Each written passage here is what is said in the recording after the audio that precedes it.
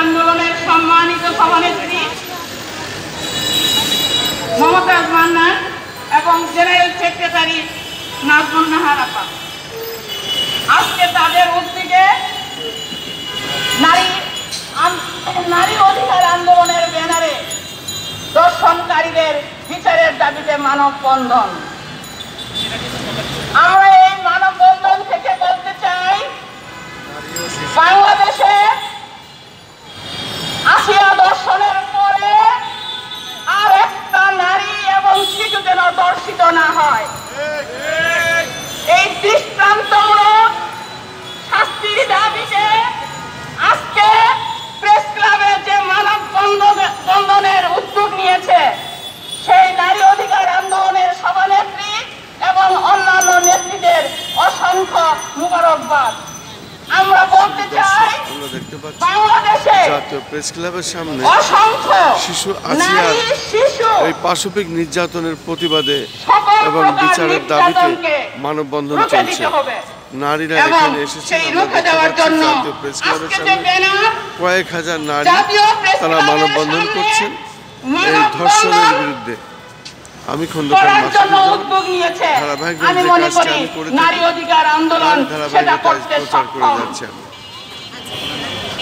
বাংলাদেশে অনেক সংগঠন আসিয়া দর্শনের প্রতিবাদ করেছে।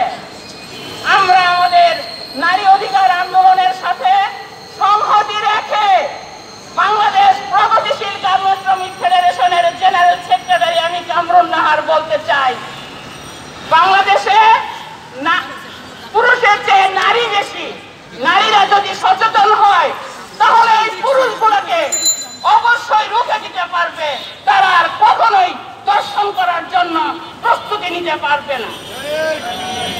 যে পুরুষ, যে মানুষটি আমার শিশু আসিয়া তনু থেকে বাংলাদেশের সকল নারীদেরকে নির্যাতন করেছে, সকল দর্শনকারীদেরকে শনাক্ত করে কোরআনের আইনে এবং আমাদের মহামানব আমাদের নেতা নবী করিম সাল্লাল্লাহু আলাইহি ওয়াসাল্লাম যেভাবে বিচার করেছে সেভাবে বিচারের দাবি জানাই আমাদের বর্তমানে অন্তর্কালীন সরকারের কাছে। এই অন্তর্বর্তীকালীন সরকারকে বলতে চাই, আপনি সারা বিশ্বের নেতৃত্ব দেন, আপনার সেই সুনাম রয়েছে।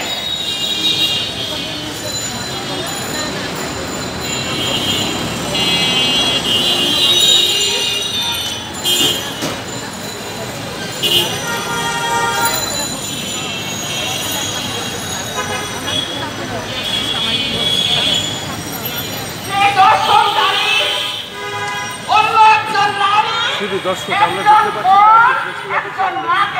নারী ধর্ষণের প্রতিবাদী একটি মানববন্ধন। নারী